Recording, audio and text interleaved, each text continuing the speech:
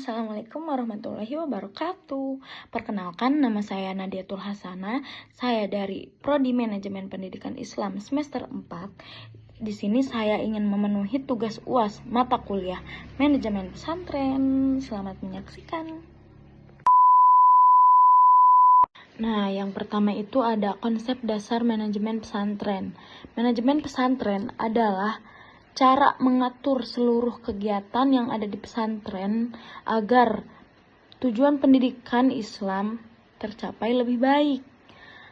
Nah, ruang lingkupnya ini meliputi pengelolaan santri, guru, kurikulum, keuangan, dan sarana prasarana. Nah, menurut saya pribadi, manajemen modern itu tetap harus diterapkan supaya pengelolaannya itu lebih rapih dan mengikuti perkembangan zaman. Nah, tetapi tradisi semacam kayak pengkajian kitab, menghormati guru, dan pembentukan akhlak itu tetap harus dijaga.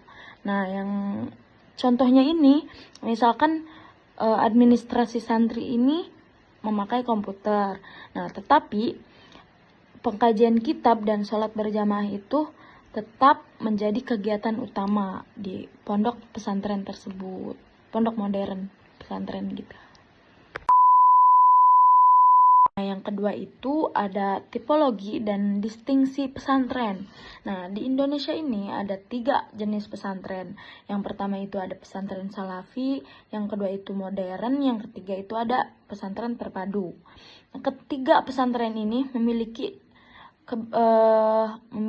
cara yang berbeda-beda sesuai pendidikannya. Nah, perbandingannya, yang pertama itu pesantren salafi. Nah, pesantren salafi ini kuat dalam ilmu agama, tetapi harus mengikuti perkembangan zaman juga. Nah, sedangkan pesantren modern ini siap menghadapi perkembangan zaman, tetapi tidak lupa juga dengan nilai-nilai pesantren. Nah, yang ketiga ini pesantren terpadu. Pesantren terpadu ini memiliki cara di keduanya, jadi kuat dalam ilmu agama iya, mengikuti perkembangan zaman juga iya. Nah, tetapi cara pengelolaannya itu secara kompleks gitu. Nah, adapun yang ketiga ada manajemen akademik dan SDM pesantren. Manajemen akademik dilakukan untuk mengatur kurikulum, santri, guru, dan tenaga pendidikan agar proses belajarnya itu berjalan dengan lancar dan baik. Nah, dengan demikian maka untuk menghasilkan lulusan yang baik, berakhlak, disiplin, dan berilmu. Tuh. Nah, contohnya itu ada guru mengikuti kajian rutin. Nah, santrinya itu mengikuti pembinaan akhlak, dan proses belajarnya itu dievaluasi secara berkala. Nah, dengan begitu maka bisa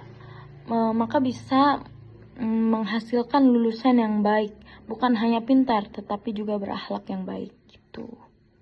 Nah, yang keempat itu ada manajemen sumber daya dan inovasi.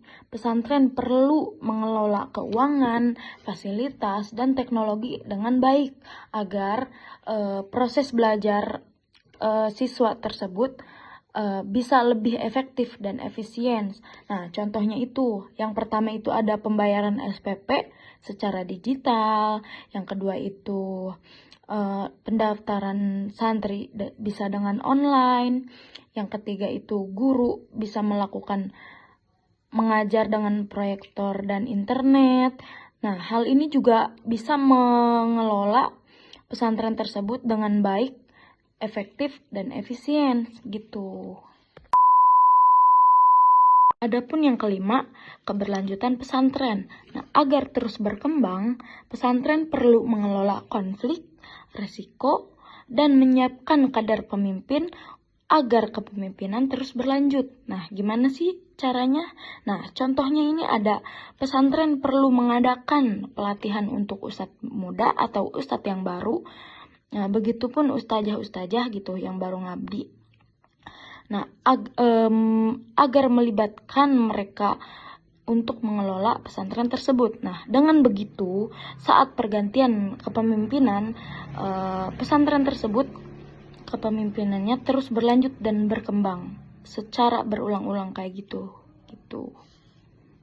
Nah, ada bonus dari Pak Idopi itu, tantangan terbesar menurut saya pribadi itu ada perkembangan teknologi digital dan perubahan karakter generasi muda. Jadi pesantren itu mampu atau perlu mengikuti perkembangan zaman tanpa meninggalkan nilai-nilai Islam. Gitu menurut saya.